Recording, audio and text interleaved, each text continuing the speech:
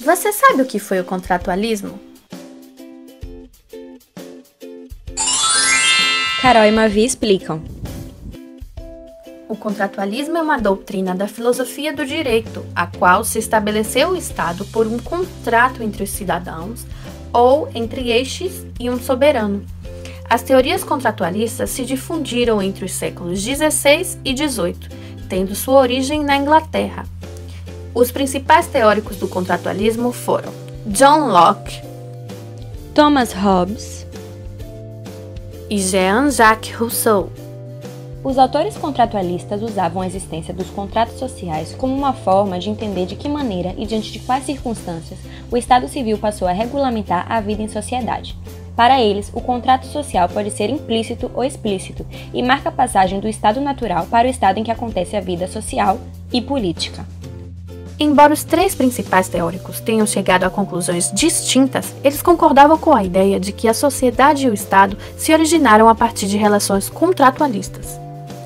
Ou seja, é a partir dos pactos contratuais que se estabelecem as regras sociais de convívio, as leis e a origem das instituições políticas e de poder. Hobbes acreditava que o homem era naturalmente mau, cruel e egoísta. Para ele, o homem é o lobo do homem, ou seja, estava sempre disposto a ser cruel e sacrificar o outro em benefício do seu próprio bem. Os problemas do homem, em seu estado natural, aconteceriam pois a maldade do ser humano faria com que os homens vivessem em um estado constante de guerras, ameaças e destruição. Hobbes acreditava, assim como Locke, que a única forma de garantir a convivência entre os homens de maneira pacífica e organizada seria a cessão de alguns direitos ao Estado, que seria o responsável pela organização social do poder e do uso da violência de maneira legítima. Somente através de um contrato social é que um homem poderia viver e desenvolver a sua sociedade. John Locke, conhecido como o pai do liberalismo, acreditava que o homem seria uma criatura naturalmente racional e social. O homem possuiria inclinação para o bem, teria empatia e senso de amor. Os homens seriam também naturalmente livres, iguais e racionais, regidos sempre pela razão. No entanto, o homem natural, embora fosse racional, não era constantemente bom, tendo também sentimentos de raiva, vingança, ímpeto de destruição e egoísmo. Por conta dessas características humanas, os atritos entre os indivíduos surgiriam a partir dos conflitos de interesses. Desse modo, seria um direito natural de todo ser humano punir outros de seu convívio que desobedecessem às leis naturais. Para que os seres humanos pudessem viver livres, de forma organizada e com punições pré-estabelecidas, deveriam abrir mão de alguns direitos, como os de fazer julgamentos e de praticar punições, transferindo-os para o Estado. Essa transferência determina o contrato social, um acordo no qual todos reconhecem a autoridade governamental, a autonomia no uso da violência e a existência de homens atuando como juízes para estabelecimento e garantia do bem comum. Para Locke, o maior objetivo da criação desse Estado é a defesa da propriedade. Para Rousseau, o homem nasce bom, mas é corrompido pela sociedade.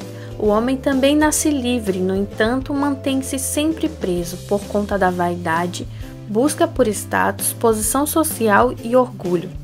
Para que fosse possível a preservação da liberdade natural do homem e, ao mesmo tempo, a segurança e o bem-estar social, Rousseau propõe um contrato social no qual é garantido a prevalência da soberania social e a soberania política determinada pelas vontades coletivas.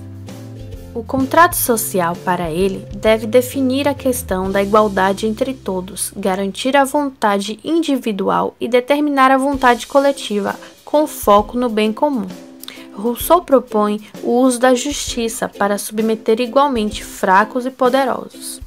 Rousseau também explica o surgimento da desigualdade social originada pela posse de propriedades privadas. Para ele, a desigualdade na forma como as propriedades estão distribuídas originou uma sociedade de caos, crime, destruição e manutenção de uma sociedade de guerra. Assim, o contrato social surge também como uma forma de organização dessa sociedade caótica, na qual os indivíduos pensam apenas no próprio bem. Em suma, podemos observar conceitos de justiça distintos para cada autor estudado. Pelo olhar de Hobbes, a justiça seria ponto decisivo para uma aproximação adequada entre a política e o direito. Para Locke, a justiça seria direito de contestar e rejeitar as decisões de um governo injusto. Já para Rousseau, a justiça se configura no equilíbrio, razoabilidade e imparcialidade entre os interesses, riquezas e oportunidade entre as pessoas envolvidas em um dado grupo social. E aí, curtiram o assunto? Então se liga nessas dicas de filmes para compreender melhor as teorias do contratualismo. O Senhor das Moscas, Perfume e O Mercador de Veneza. Se você quiser saber mais sobre filosofia do direito, #Carol e Mavi explicam.